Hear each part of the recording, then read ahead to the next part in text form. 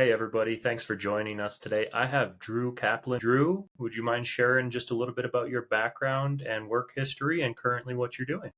Oh, yeah. Thanks for having me, Frank. I appreciate that. I like to tell people I'm a born and bred entrepreneur, if there's such a thing. And I'm a third generation native of Southern California. Don't hold that against me. I have started probably almost a dozen businesses in my lifetime. And I was just looking at this statistic the other day and because it's fun, I like to look at numbers. And between all the businesses I've had in my career, they've done over 100 million in sales. So I thought, wow, that's pretty neat to look back and check that out. I've done things from, interactive motion ride experience, a technology meets wellness business. Back in the late 90s and early 2000s, I was really on the cusp. I built a B2B internet service provider. Remember when the internet, well, you probably weren't even born. When the internet first came out, um, we were one of the first to get out to the business side of things. And I've done stuff like prepaid calling cards before there were cell phones and real estate adventures. I lived in New Zealand, believe it or not, for 3 years. We had a development there that we were building out. I've been in the apartment building business. You know what, Frank? Sometimes I feel like I've lived three lives already. And so I really don't have any, I'm all entrepreneurial. I like to say I graduated magna cum laude from the University of Hard Knocks, think Steve Jobs, Bill Gates, Elon Musk, right? They didn't make it through their college years. And then lastly, I'll end with this. I've done acquisitions. So when I had my internet company, we acquired 6 other internet companies to grow bigger.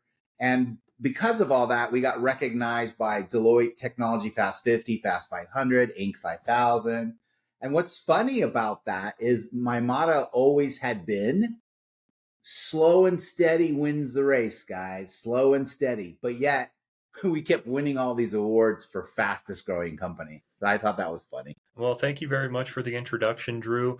Just to dive in, why don't we start with this? What motivated you to delve into the topic of business credit and just personal finance risk? Yeah, that's a really good question and there's a story behind it. Okay. Essentially, being an entrepreneur, you take a lot of risks. And one of my businesses that I had, this would have been the interactive motion ride experience. And essentially, it was an 8-passenger simulator where you would be buckled in and you'd be given 3D glasses, which makes the content on the screen come to life. And then there was other environmental stuff like motion, wind, interactivity with laser guns and special effects lighting. And it was a really, really cool business. Like I like to say it's technology meets entertainment. That's what I built. Okay. And I had the business for 8 years. It was more of a lifestyle business. We did around 4 million bucks in that time. And what was really impressive is we had almost 500,000 riders go on it in that 8 year. 500,000 people went on that ride. And COVID hit. Wow. We all know about COVID. They shut things down, which means we got shut down. We took on financing through SBA and the different programs. We used our own credit cards like all small businesses do, right? Whatever it takes to keep the business afloat. And we kept it afloat, by the way. And we did pretty good because we were one of the only entertainment businesses still open during COVID, which was cool because people had the stimulus money and they would go out and spend it with us. So the COVID was terrible. We did okay. Now, once we got through COVID and the stimulus money stopped, our sales just got whacked. I mean, they went lower than pre-COVID levels. And it was just mind-boggling. Now, it was a very profitable business and we were successful. And even post-COVID, we were doing okay. But last year around summertime and our lease was coming up, we started breaking even and then actually losing money for the first time in the company's history. I had to feed it like 9,000 one month and 10,000 the other month. And I said to my wife, we got a problem. And we basically made the hard decision to close this business down. We're going to sell the assets. Matter of fact, I've sold the assets already. But here's the sad part, okay? And I think a lot of business owners can resonate with this. My wife and I got stuck with a lot of that company debt. And I know that's what happens to small business owners. Did you know post COVID that over 500,000 small businesses had to close their doors? And I researched this. The average debt that each business owner took on was over $83,000. It's crazy. So we had to close the business. It was sad because it brought so many people enjoyment. They were screaming on the ride and laughing. We had like 7 different themed rides you can go on. Our most popular ride was zombies, believe it or not. It was a cool ride. So the ride's closed. My wife and I are out on a walk, and she's like, "Hey, honey, what's your next gig? Like, what are we doing next?" Because that's all I've ever done my whole life is built companies. And I said, "I don't know. I really don't." Like, we just got hit hard on that business and it really hurt. And so she's like, "Well, you better get a job." And I'm like, "Get a job? Who am I going to work for? I don't know that I'm hireable because I've only ever worked for myself." And so I grappled with that for a few weeks, and then something downloaded into my head and says, "Hey, go on LinkedIn and just create a profile, maybe put a resume out there and just see," right? And so that's what I did. And all of a sudden, LinkedIn connected me with Jay Galt. And I'm like, "Well, who's this? What is this Jay Galt business?" And so when I looked into it a little deeper, I saw their mission, which is what? Their mission is to help business owners separate their personal assets from their business liabilities so that in the event there's catastrophe, your house isn't put up as collateral. They don't want your firstborn, they want everything. And so I decided to join Jay Galt under the premise that I want to help them grow this thing and I want to make it big. I want to reach as many business owners as possible. Like, we're on a mission, okay? And they loved my enthusiasm and they loved my tracker, and they said, "Listen, Drew, we know you're good at standing up businesses. We need your help to stand this one up." And they said, "If you do what we think you can do, you can earn a piece of this company." And that was like, "Okay, I'm in. Let's go." And so that's my story. That's how I got involved with building credit for businesses to reduce the personal risk. What an incredible story, too. I mean, I can certainly resonate with that sentiment for sure. I mean, I've been in very tough positions myself. Now, you mentioned separating personal assets from business liabilities. What is the difference between personal credit, business credit, and then the thing called corporate credit? Very good question. Okay. So there's 3 different types of credit, and people don't realize this. There's personal credit, okay? And we all know what that is. That's typically based on your income and your ability and responsibility to pay. And there's a scoring system out there, the FICO score. It ranges from, say, 350 to 850, right? And so the higher your score, the better bet you are. And we all know about personal credit. Then there's business credit. And people think, "Yeah, I have business credit." And business credit is based on your company's financial ability to pay, plus your personal guarantees and sometimes your personal credit score. Let me give you an example. If you have a business credit card and it has the name of your company on it, if it also has your personal name on it, that typically means you're personally guaranteeing that if your business doesn't pay its bills, they can come after you for it. Okay?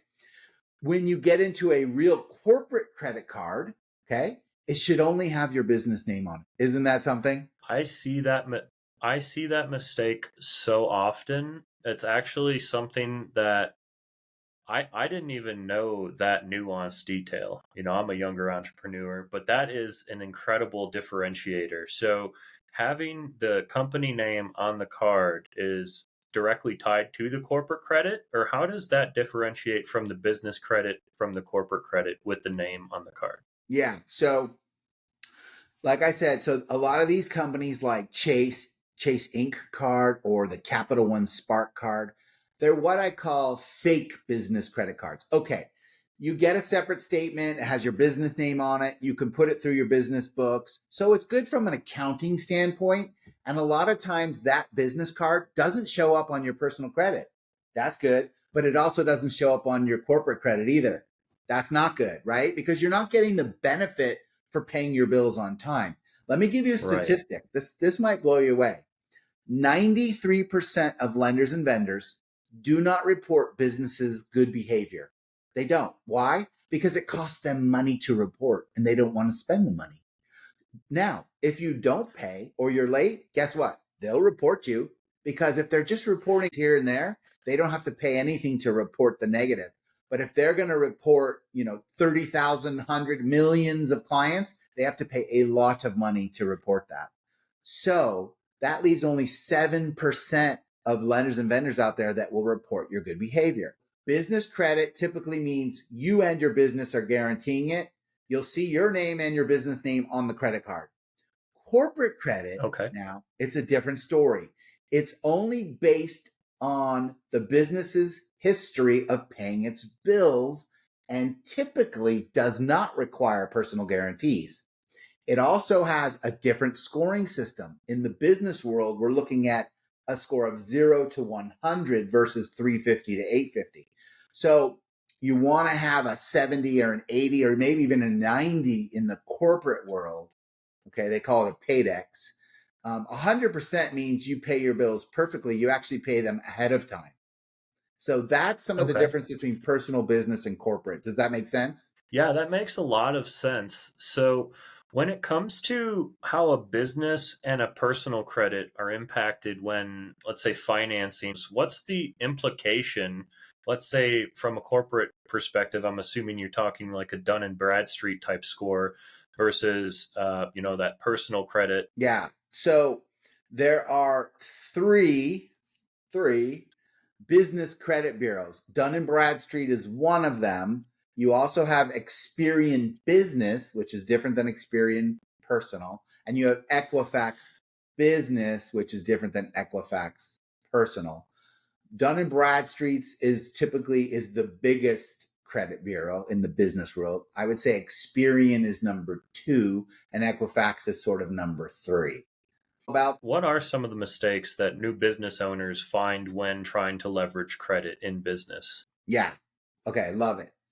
So mixing personal and business financing is a mistake, but we all do it. Look, I've done it my whole time. I've done it my whole life. Okay. Entrepreneurs sometimes use personal credit cards or loans to fund their business expenses, right? I've done it. This can lead to credit issues on the personal side if the business doesn't perform as expected. And it also can complicate accounting. So, what typically happens is we use our personal cards for business expenses. Great. I get that. But the more we use on the personal side, the lower our score goes, right? Because on the personal side, there's something called credit utilization. And the more you utilize, the Yep. lower your score goes. And they really want to see you keep your utilization, Frank, under 30%, believe it or not. If you want to keep a high score, keep your utilization at 30% or lower. Okay. Okay. And I know a lot about personal credit too. Get this, closing one of your personal accounts actually hurts your credit. Because let's say you had a $5,000 credit card. You're like, I never use it. They're charging me an annual fee. I don't need it. So you call them up and say, hey, I'd like to close this credit card, $5,000. They're like, okay, no problem. They close it. Now your utilization is going to go up a little bit because you have 5,000 less in a line of credit, but your utilization is still staying the same. So it's really crazy of like how this whole thing works. And I don't want to get too much into the personal side because I'm really more the business expert. But mixing personal and business finance is a problem. Okay. Not building a business credit profile is a big problem and nobody does it. Because see, on the personal side, when we turn 18, all of a sudden we automatically start getting everything we do starts getting reported to the bureaus. Like we start getting our first credit card, maybe a parent co-sign for it or whatever, and it's automatically going to start reporting. In the business world, if you don't intentionally set it up and work it, and I hate to use the word work the system, but charge and pay, open accounts that get reported. If you don't do that, you're a nothing burger. You got nothing. I have run into a company that does tens of millions of dollars in sales, tens of millions. And when I ran their EIN credit report, they show up as a nothing burger. They don't exist. So how does a business then start to establish credit, and then what are just some of the just basic starting steps that they can take to progress that process forward? When we're still talking about some of the common mistakes, it's you got to build a credit profile and you have to do it intentionally. Now, you don't just want to do it with, say, Dun and Bradstreet. A lot of my clients I run into, they're like, I'm good. I don't need you to help me with my credit. I have Dun and Bradstreet. I'm good. I got an 80 on Dun and Bradstreet.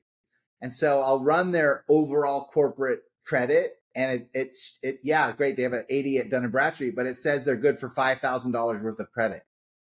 So you're doing real good there. The problem with that, I want you to think about this.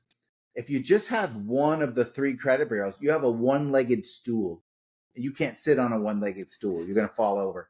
You need all three legs. You need Dun & Bradstreet, Experian, and Equifax. That's a three-legged stool. We want you to build credit across all three of them equally. That's what I would call, or we call, a robust credit profile. Okay? Just to give you some context there. Now, over reliance on credit, if you rely too heavily on credit to operate your expenses, that could be risky, especially if the business hits an unexpected rough patch. So high levels of debt can restrict cash flow for businesses. You asked, what is some of the pitfalls, or what are new business owners and entrepreneurs, what are some of the common mistakes? That's one of them. Over reliance on credit. Failing to understand terms and conditions can be an issue. Late payments are an issue. And what else? And then monitoring your credit. Now, if you haven't built any business credit, there's no sense in monitoring it. But once you start to build business credit, pure corporate credit, it's no different than your personal, like monitoring your personal credit report. You're going to want to monitor your business report. And I'll tell you why. I can't tell you how many times we've seen that there was a company with a similar name as the company we're working with. And when we look at their credit report, someone else's company with a similar name is reporting something that does not belong on our client's credit report. And that's something that we help them fix, because you want to get that cleaned up. And so monitoring your credit report is another area where people miss out. They don't do it. Gotcha. And then how does one monitor and just manage that overall business credit score once they've set up those initial foundations and then things are starting to be reported to those three top credit business bureaus? There's different credit monitoring companies out there. I don't get into which one is better and whatever. We have our own that we use inside of our platform, but it just depends on what you're wanting to do. I think there's some companies out there that just monitor the Dun and Bradstreet, or they'll monitor two of them or the one of them. And like, if you were to sign up for Dun and Bradstreet's monitoring, you're just going to have Dun and Bradstreet's monitoring. So you want to get a third-party company that can show you all the bureaus and look at your report overall, holistically, I like to say. Analyze the whole picture, right? Exactly. You got to analyze the whole picture. Now, I'm assuming that we discussed, separating the business and the personal credit. What are some of the legal and just overall financial implications if people don't separate the finances or just the personal and business credit lines, and then something does happen? What are the implications there, and like what can they be on the hook for? Yeah, so there's two different, if we're talking about, we're talking about on the personal side, it can impact your credit score, right? If you're taking out a personal loan, including those for business purposes, which typically result in what we call a hard inquiry on your personal credit, that can temporarily lower your score. If you manage your debt well, your score can improve. There's debt to income ratios, like on the personal side, you've probably heard of this.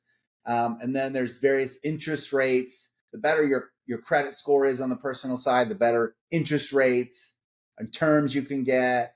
But let's talk. I want to shift onto the business side. So building credit history in business is the key. Okay. So financing under the business name helps build the business credit history. So establishing a strong credit profile can lead to better loans, terms, and rates from lenders who evaluate your, let's call it, your credit worthiness. Okay. Then there's credit utilization on the business side. And unlike personal credit scores, most business credit scores don't heavily penalize you for high credit utilization. Remember, I talked about earlier, you want to keep your utilization at 30 or below, you'll maintain a high personal score.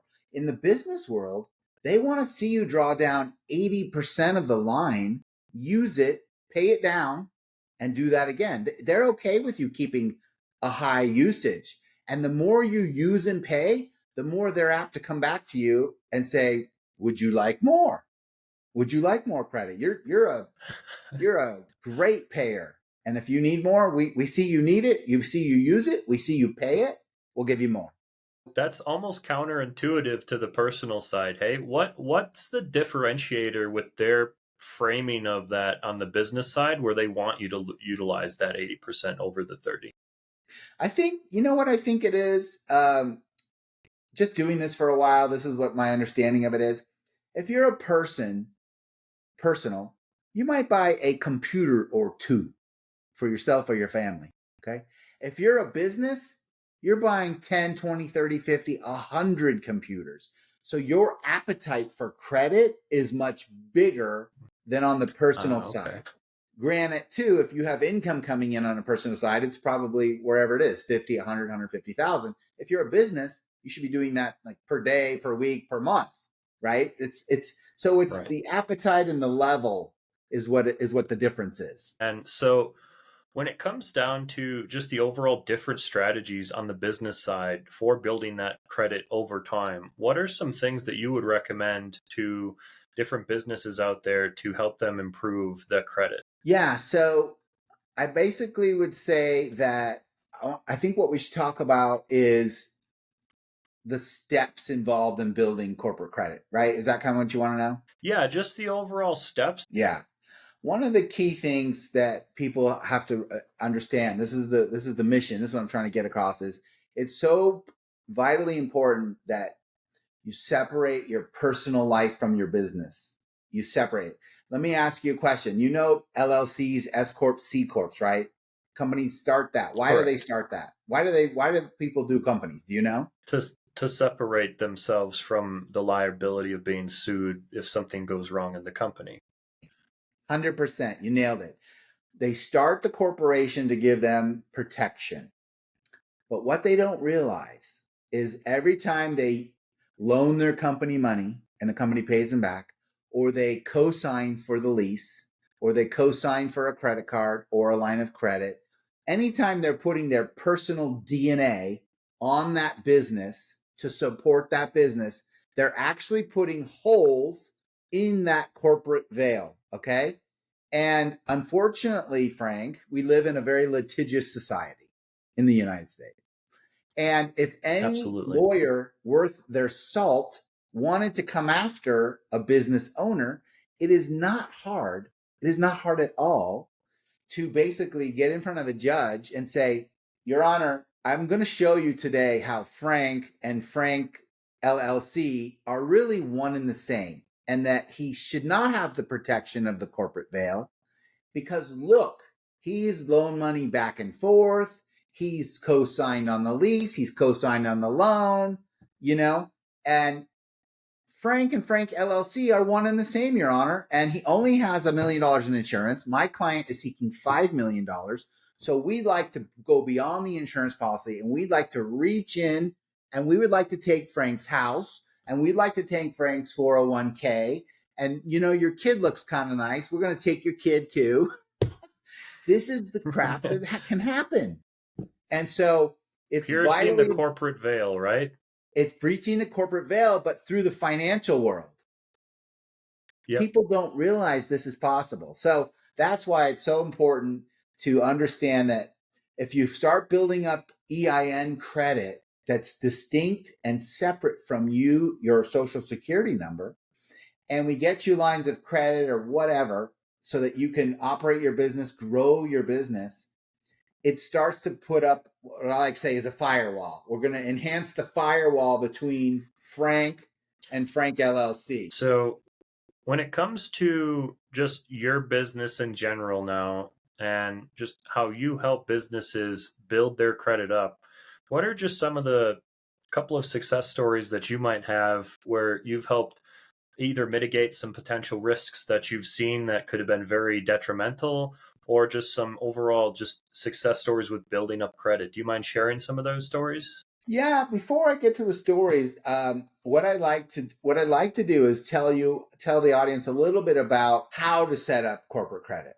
Absolutely. Yeah. Let's jump into how we actually set that up. Okay, so I'm gonna speak to the how through our program, what we do at J Galt. Okay, because I feel like that's the best way. This is the best way. Can you try to go do this on your own? Yeah, I've met a lot of people that have tried it. They're a couple of years into it and they haven't really gotten that far. They're in, but they're not where they need to be. So let me tell you about, I can tell you about our 7-step program, which has helped over 43,000 members to date and growing, and the steps we take them through. Number one is called credible foundation. Okay.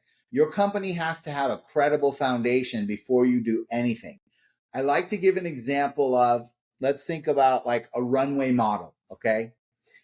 When you see a runway model, she's all dolled up, the makeup, the hair, the clothes, she's walking down the runway and you're like, wow, that looks amazing. That's how. Do you think she looks that way when she wakes up in the morning? Still could be very beautiful. But Of course. so my point is this: we take your company that probably looks like the runway model, but just woken up. The hair's a little disheveled, and we put the company through 125 checkpoint using something called LexisNexis. You may or may not have heard of it. They specialize in comprehensive data analytics and electronic information resources. They're tracking everything we do. And so we do 125 checkpoint on your company. Where are you registered? What's the address? Does the address match everywhere? City, state, feds. Are you using a PO box? PO boxes are a no-no in the corporate credit world. Are you using a cell phone as your main phone number? No. Okay, so there's lots of stuff, and we will dive into that, and we will make sure everything looks beautiful and is cleaned up. So that's step one. Once you have a credible foundation, and only once you have it, we then help you register your EIN number with those 3 credit bureaus. Now, like I told you, a lot of folks have Dun & Bradstreet already. Great. We need to help them get the other 2 so we can help them build that robust credit profile and not just the one-legged stool. So registration is step 2. Step 3 is what we like to call a tier 1 lenders and vendors. Okay, so now we're going to go, we get to go shopping. We're going to, inside of our software as a platform, our software as a service platform, we have like almost 1,000 lenders and vendors that have agreed to report our members' good behavior, or their good payment behavior, and issue them EIN credit. So the first thing we're going to do is say, let's have you open up a couple of new trade lines. They could be very small, couple $100. Let's get some terms for you with these lenders, and let's have you buy some stuff for your business that you already need. Don't spend money you don't need to. Let's find stuff that you're already spending money on, and let's get it to show up at the 3 business credit bureaus. So you start creating that history. Once we get your score in tier 1 to an 80 plus, do you remember I said in the business world it's 0 to 100? Once we get you to the 80 plus in tier 1 with those 2 or 3 vendors, you get to graduate. You get to go to your next class. And in step 4, the next class is actually we help you set up that credit monitoring program so that you can start to look at your credit holistically and see if we got to look, see if there's any problems, any damage, what have you. That's step 4. So that's a quick step. Step 5 is we move to tier 2.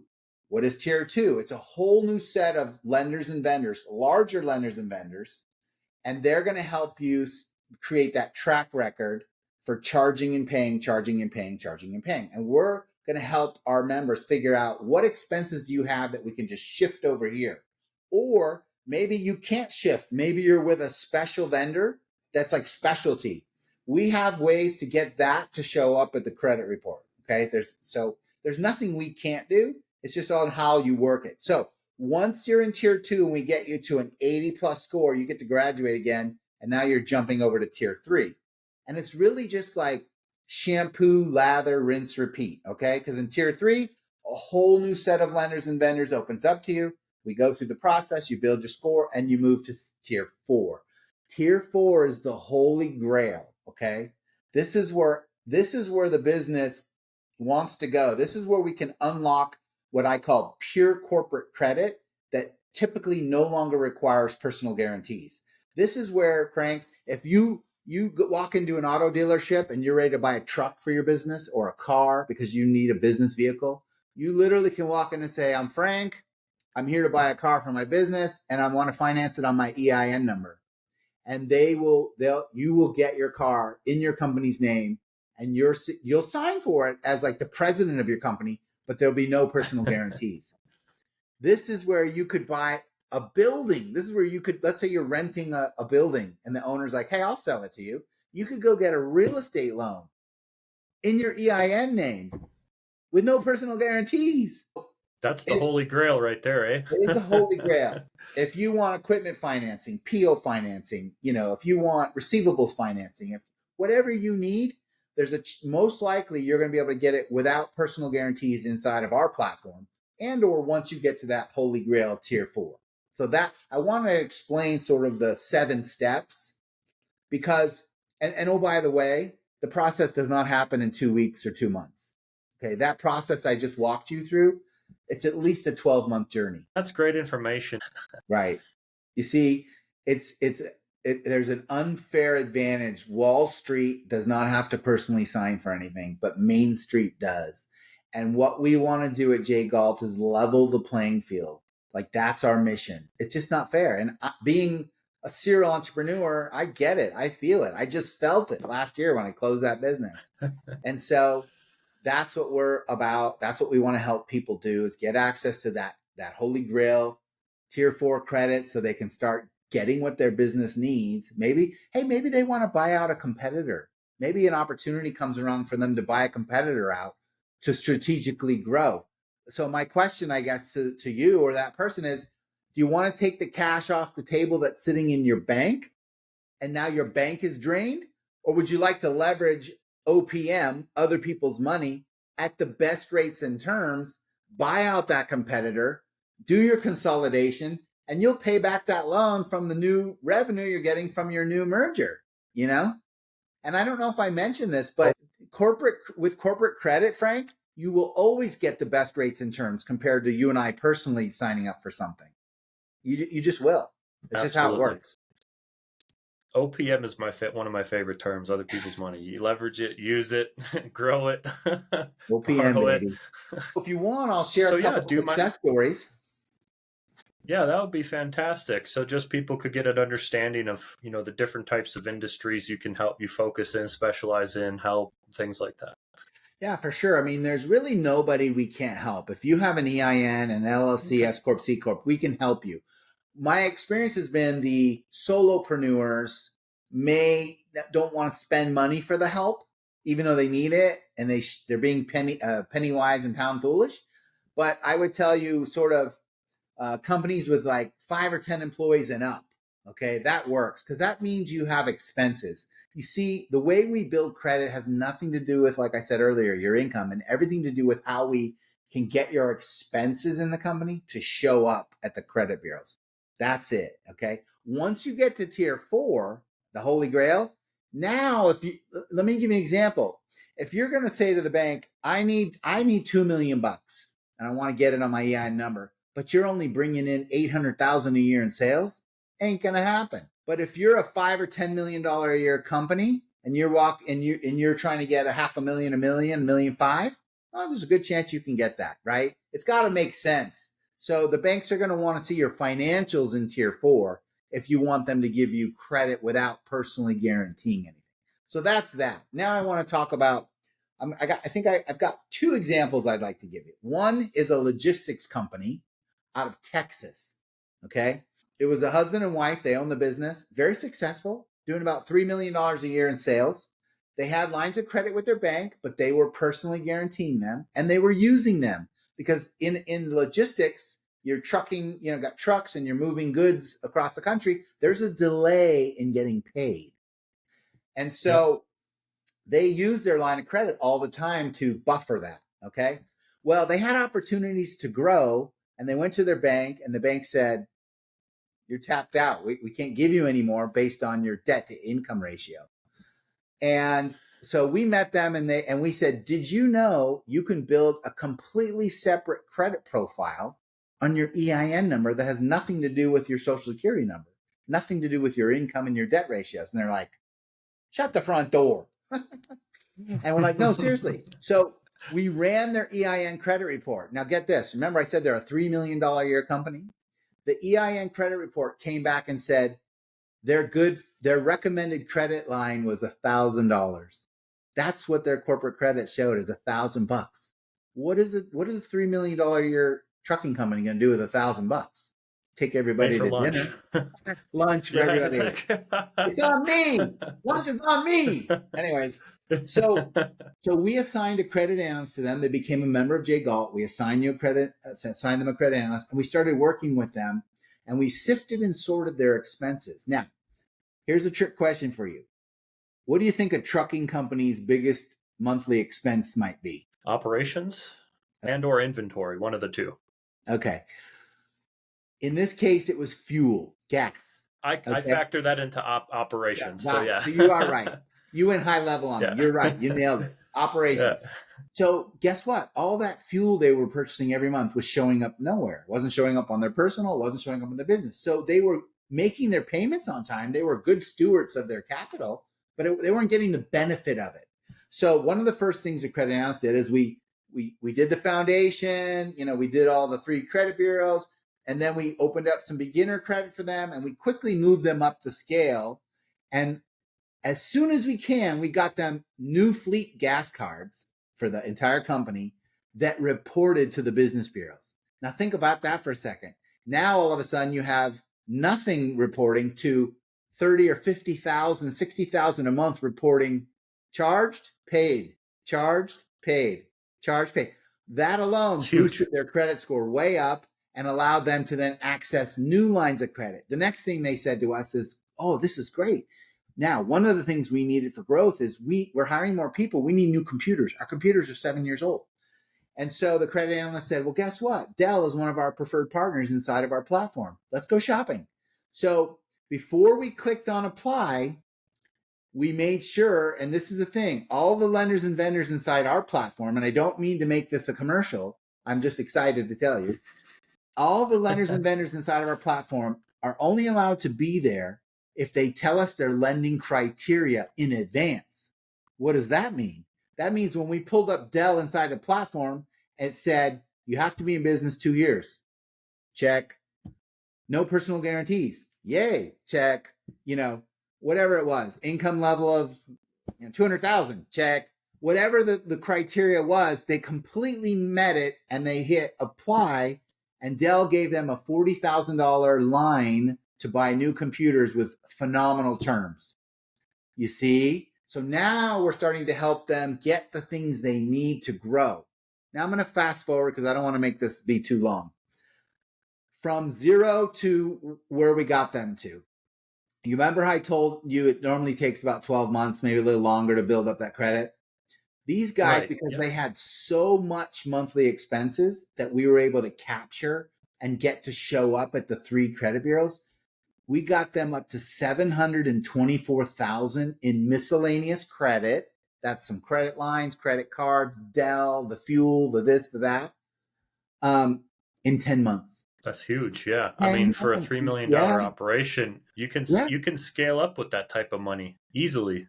So if you have expenses, our credit analyst will help you figure out how to get those to show up. And the more we can get to show up and that you charge and pay, not charge and leave a balance. That's not what we're doing in the early stages of building credit. We can do that when we get to tier 4. But to get to tier 4, we need to show that we're really good stewards of our money. We need it, we bought it, and we paid you for it. Like clockwork. As a matter of fact, we tell our clients, Frank, don't pay the bill when it's due. Pay it the day after it shows up at your office. So don't pay it early, meaning it hasn't even posted. So we need the charges to post. We need the company to issue your bill. And if it says net 15, pay it in net 5. If it says net 30, pay it in net 10 or 15. Always pay it early. That will boost Right. your EIN credit score, and the lenders and vendors will see that and go, they're very good. I want to give them more. Yeah. I have one question for you just from our perspective. We work with a lot of startup CPG companies, and as I'm sure you know, CPG, consumer packaged goods, especially beverage, candy, and snack, what we focus in is very, very capital intensive, especially starting out. Like, I'll give you an example. We recommend early stage business owners to have at least 75 to 100,000 within the first 6 to 12 months to launch a CPG product. And so, what would you recommend from the point of view of them raising funds from friends or family, putting their own funds into the company? How would you go about recommending, like, any type of suggestions you might have that would be beneficial for them as they're starting this, let's call it high risk entrepreneur endeavor? Very good question. I love that question. I would say, and I think your advice to them is good. They got to have, they got to have some backup. They got to have some funds sitting there to be able to carry them for 6 to 12 months. I would say if they can afford to get access to like our program and do it early, so at the same time they're launching and they're developing, let's capture those expenses. Let's get those to show up, because concurrently, as they're going, we could be building credit. And let's just pretend for a second, 12 months in, they've tapped out cash wise. Maybe we've built them up some credit they could tap into to carry them another 3 months or 6 months.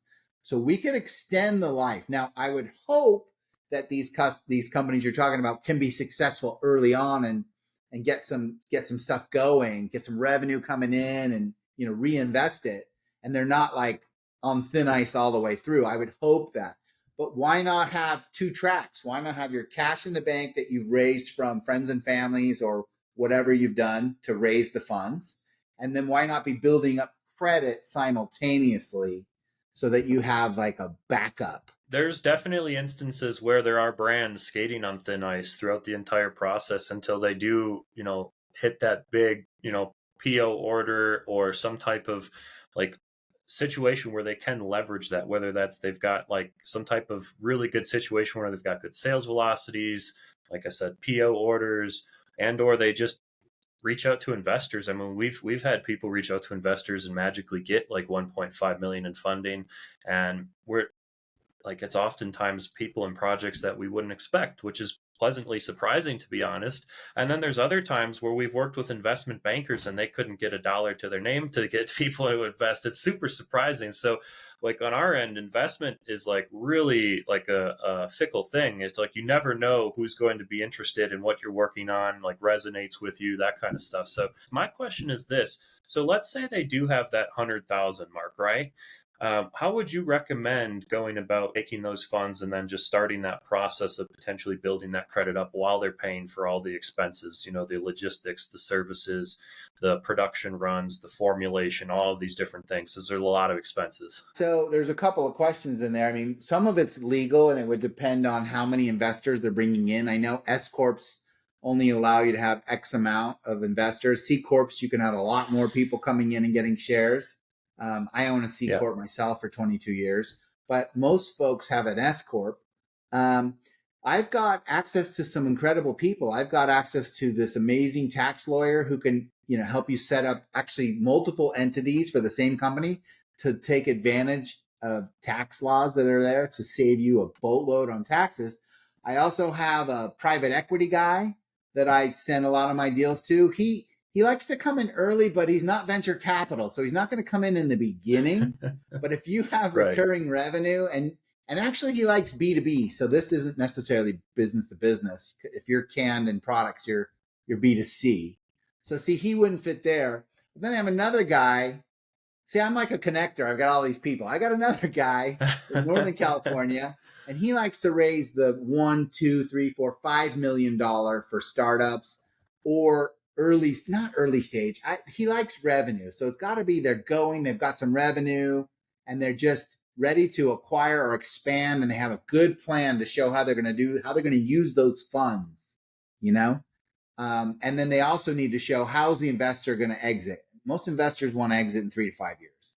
They don't want to ride along for 20 And years. that's exactly what we tell people when we're starting these up. And our process is, for example, in our business for our incubator is extremely structured to give you your best chance at exiting that 3 to 5 year mark to like a Pepsi or a Coca-Cola or some other type of bigger entity, venture capital funds that invest in take over these types of brands. So that's very good information. Any other informations you'd want to leave with the audience? Any closing notes that you might feel that people might value from? Yeah, I think one of the things that just came up for me as you were talking was, these startups and how can they leverage the credit, because they've got so much expenses coming out of the gate. If they could become a member of us or whatever, and we could help them Sure. build the credit. I want you to think about this for a second. If while they're building their brand, they had some mild success by the 12th month, and we were able to get them to that tier 4, the Holy Grail area, tier 4, and they then suddenly land, I don't know, a Costco or whatever, and they get a PO from that company like you were talking about. In Holy Grail land, tier 4, we have lenders and vendors that will finance off of POs. So it's like they got to get there, and then inside of the platform, all the resources they need are there, but they got to get there. So it's just one of those things, I get it. You got to choose what you're going to spend your money on. I want to give you one last thing. It was an apparel company in Los Angeles. I met the owner, a nice lady, at a trade show, and I was telling her what we do, build credit and all that. And she goes, I need you. I said, oh, good. What do you need? What's going on? She goes, I have an American Express card for the business. It has the business's name on it, but it has my name on it too. So I know I'm personally guarantee it. I said, you're smart. You are personally guaranteed. She said, Drew, we're running like 40, 50, 60,000 a month, sometimes 100,000 a month on that card. Sometimes we have to pay it off multiple times in the month. So we're using that card heavy. She goes, if anything ever happened, I'm on the hook, and I don't want to be on the hook because I'm not the sole owner of this business. I'm just one of the owners. And I said, yes, you get it, and you need us, and we can help you fix that. And so she's enrolled in the process. And our end goal for her is to get her to tier 4 and get her a corporate American Express card with just the company name, EIN, no personal guarantees. It exists, but it's a much bigger American Express card, to qualify for. And interesting enough, and so that's our goal. But interesting enough, she's been stuck in step 1 for 2 months. You know why? Their company was a mess. They had different addresses. Accounting wise? No, the company was good, but their foundation was a mess. Remember we talked about the foundation? Okay. They had Yep. they had addresses that no longer existed, and we're not at that building anymore. Well, it's showing up on your permit, and they're like, yeah. So they had so much problems, but we totally helped them solve the problems. They even had, listen to this. They had a Dun & Bradstreet's number, but they had been locked out for years because I guess her father was the one that originally set it up, and no one knew what the password was. And Dun & Bradstreet is very tough to deal with. And so finally we intervened and we got them straightened out, and we got the password for them or with them changed. They got back access. They were able to change the address. And now everything looks good. And now we're finally, after 2 months, moving them into the next step. But whoa, what a process that was. Sometimes you run into companies that look golden on the foundation part of things, and sometimes they're a mess. I 100% agree. I run into this all the time, just not necessarily from like your foundation, but like from my foundation, the marketing and the sales and the operations side. I see it all the time where they've like their email systems are jumbled like all over the place. They don't have any type of structure on their operations, no standard operating procedures, no type of actual marketing systems that have like oriented plans in place. I see that, and then like sales process, no sales process at all. Everybody's just winging it. I'm just like, guys, I can 100% relate to that sentiment. Do you help them with all that? We do, yeah. We help them with all that stuff. Yep, setting all that stuff up. That's my love and passion is sales, marketing, and operations. Because if you get those three things right, you can make pretty much any company work. Totally. You're so right. And you guys do amazing stuff. I've looked at your stuff. It is amazing. Oh, thank you. Yeah, we have some really good designers. Solo Motto, he's our lead designer over here at BrandVault. He's outstanding designer, and we've got a whole range of other designers on our team as well. So Yeah, that's amazing. I'll be using you at some point down the road for one of my ventures. that's the like we spend like literally that's like a third of the time initially. It's like, what's the name going to be that's actually catchy, sounds good, resonates with the brand, resonates with potential target audience, resonate like the ingredients speak to what the name is, like, and it's like sometimes it's like let's just pick something that's so unique. Like Ghost Energy was one that Warren and his brother worked on for formulation back in the day, and now it's popped off. Now, I mean, now I think they're doing like 300 million in sales a year. So, I mean, yeah, the benefit of the CPG industry is it's very high risk, but it's also very high reward if you get it right. Yeah. I mean, I think about back in the 90s, Snapples. Snapple was, that was a Yep. homegrown brand that just took off and they got gobbled up for like $1 billion. Well, Drew, my friend, it's been an absolute pleasure speaking with you today. Connect with me on LinkedIn at Drew J. Kaplan. That's DREW J Kaplan, Kaplan.